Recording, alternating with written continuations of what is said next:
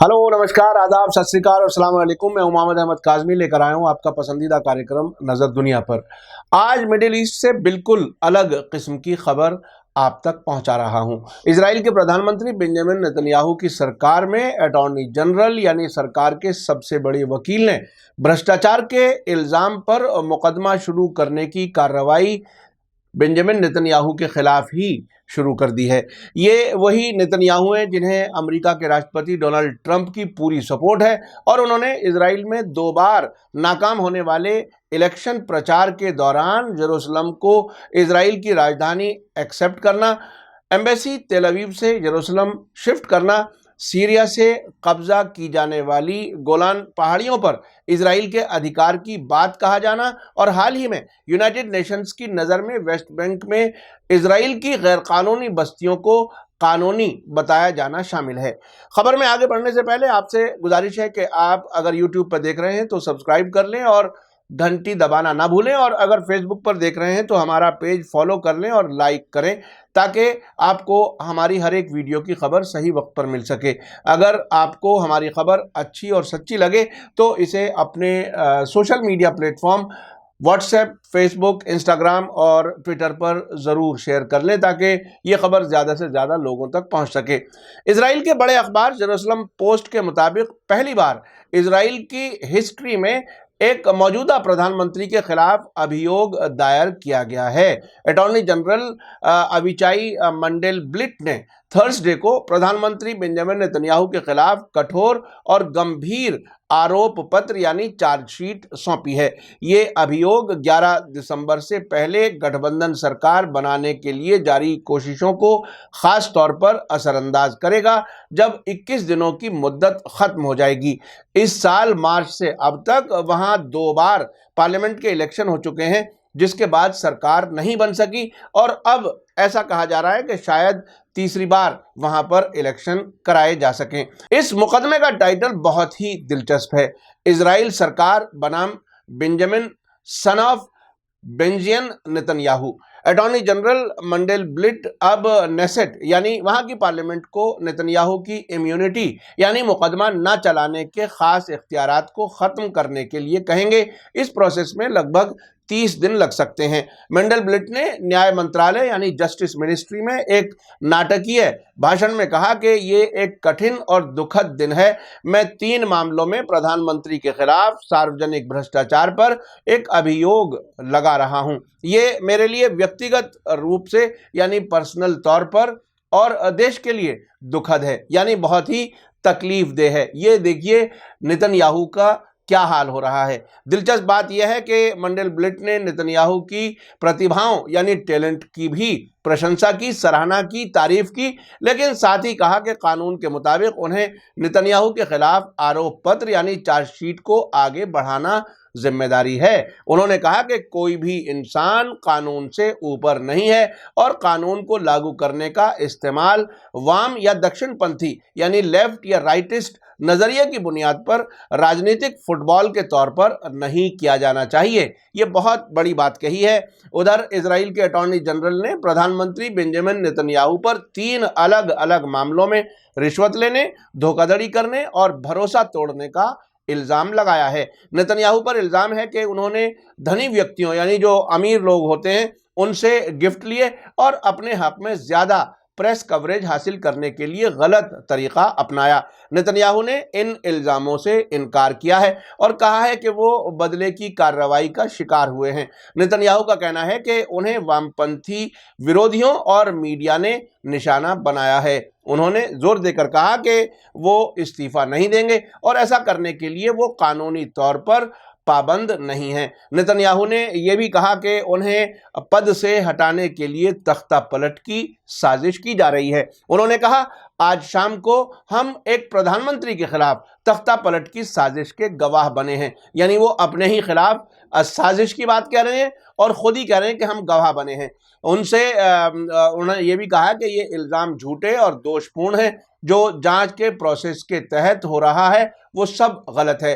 Netanyahu ने कहा कि लेकिन मुझे लगता है कि अगर जांचकर्ताओं और पुलिस कुछ गलत कर रही है और आप उसे नहीं देख पा रहे हैं तो आप अंधे हैं। ये बात उन्होंने अपने मुल्क को एड्रेस करते हुए ये बात कही है। ये बहुत ही एक सिटिंग प्राइम मिनिस्टर अगर ऐसी बात कह रहा है तो वो कितनी तकलीफ से गुजर रहा है ये समझने की बात है। नेतन्याहू पर ये इल्जाम ऐसे वक्त में लगे हैं जब इजराइल में पहले ही राजनीतिक गतिरोध की हालत बनी हुई है, यानी 2 बार इलेक्शन हो गए लेकिन वहां हुकूमत नहीं बन पा रही। ऐसा डिवाइडेड मैंडेट आ रहा है कि कोई भी एक गठबंधन सरकार नहीं बना पा रहा।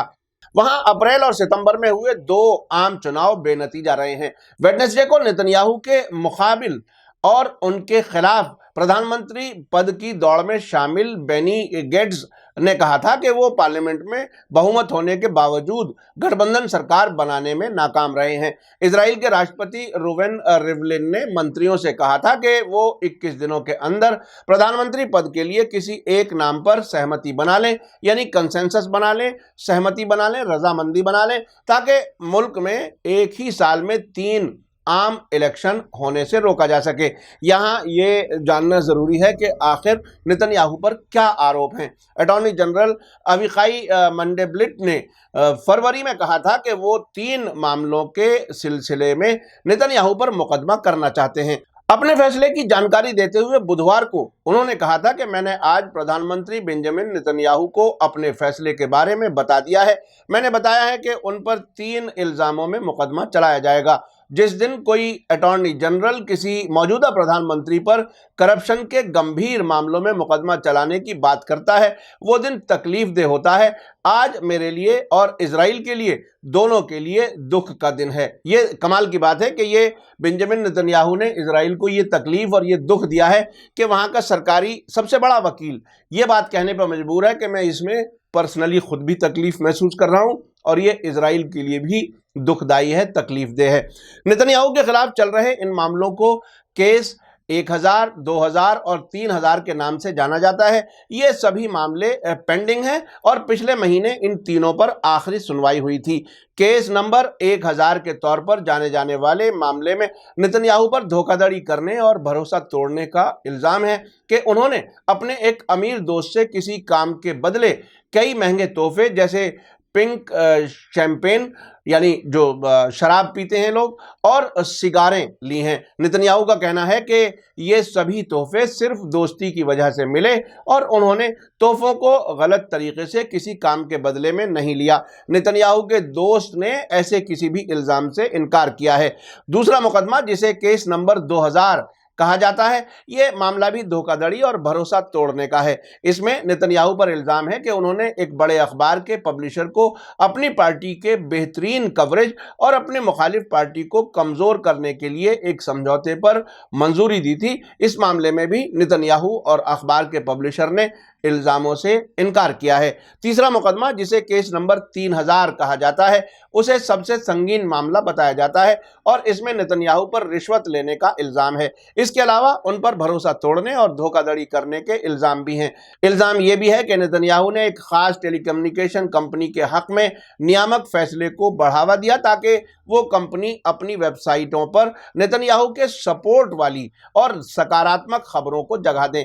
अब सवाल यह है कि इस केस में आगे क्या होने जा रहा है। बीबीसी के मुताबिक अभी ये साफ नहीं है कि इन मामलों का नेतन्याहू के फ्यूचर पर क्या असर पड़ेगा। जब तक वो दोषी करार नहीं दिए जाते, यानी जब तक उन्हें मुजरिम करार नहीं दिया जाता, तब तक उन्हें निर्दोष ही माना जाएगा और उनके प्रधानमंत्री बने रहने के रास्ते में अभी कोई कानूनी अड़चन नहीं है। इन मामलों को अदालत में लाए जाने में महीनों का वक्त लगेगा और दोषी यानी मुजरिम करार दिए जाने के बाद भी नेतन्याहू को फौरन पद से इस्तीफा देने की नौबत नहीं आएगी, यानी वो प्राइम मिनिस्टर बने रह सकते हैं। इस पूरे प्रोसेस में बरसों लग सकते हैं। विशेषज्ञों का कहना है कि 2 साल पहले जिन 3 नेताओं ने बहुत सर उठा रखा था, जिनमें अमेरिका के राष्ट्रपति डोनाल्ड ट्रंप, इजराइल के प्रधानमंत्री बेंजामिन नेतन्याहू और सऊदी अरब के क्राउन प्रिंस मोहम्मद बिन सलमान, वो सभी बड़ी मुश्किल में हैं। डोनाल्ड ट्रंप के खिलाफ महाभियोग यानी इम्पीचमेंट की कार्रवाई जारी है।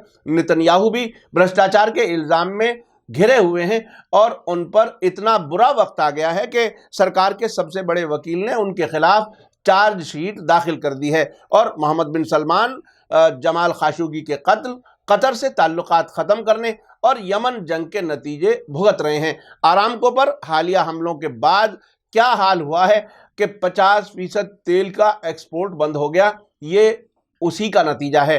अभी मैं एक बात और अब बताना चाहता हूं कि इसके साथ साथ दूसरी तरफ क्या हो रहा है। दूसरी तरफ सीरिया और इराक में आतंकवाद का प्लान, साजिश फेल होने के बाद वहां प्रोटेस्ट को उकसाने का प्लान भी फेल होता नजर आ रहा है। जैसा कि मैं आपको पिछले कई एपिसोड में बता चुका हूं कि लेबनान और इराक में जो प्रोटेस्ट हो रहे थे, किसी हद तक काफ़ी लोगों के मरने की भी खबर है। कुछ अनऑफिशियल सोर्सेज से 300 की खबर बताई जाती है इराक के अंदर, और उधर ईरान में भी प्रोटेस्ट पिछले हफ्ते काफ़ी ज़ोरदार अंदाज में हुए, लेकिन वो भी काफ़ी हद तक कंट्रोल नज़र आ रहे हैं। मैंने इस बात को कहा था कि जो आतंकवाद का जो साजिश थी सीरिया और इराक में फेल होने के बाद, अब वो जो सिविल सोसाइटी जिसे कहा जाता है, जिनके कहाँ तार जुड़े होते हैं, ये अपने अपने मुल्कों में देखें और समझें कि आखिर वो किस किस्म के लोग होते हैं।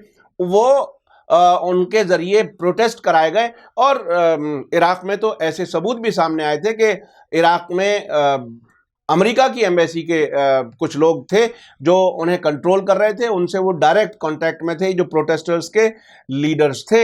इसी तरह से ईरान से भी अब खबरें आ रही हैं कि वहाँ जो प्रोटेस्ट करने वाले जो सरगना किस्म के लोग थे उनको गिरफ्तार किया गया है, और वहाँ भी ये प्रोजेक्ट भी जो अमेरिका और इजराइल, सऊदी अरब, जिसमें ये एक नज़रिए का नाम बता रहा हूँ मैं, ये सिर्फ नाम है, नाम नहीं है बल्कि नज़रिया है। इन्होंने इन मुल्कों में जो अपने फैसले खुद करना चाहते हैं, ईरान, इराक, सीरिया, लेबनान या यमन के हूथी, ये जितने भी मुल्क हैं, ये एक तरह से अमेरिका से आज़ाद होने की कोशिश में हैं, आज़ाद हो चुके हैं।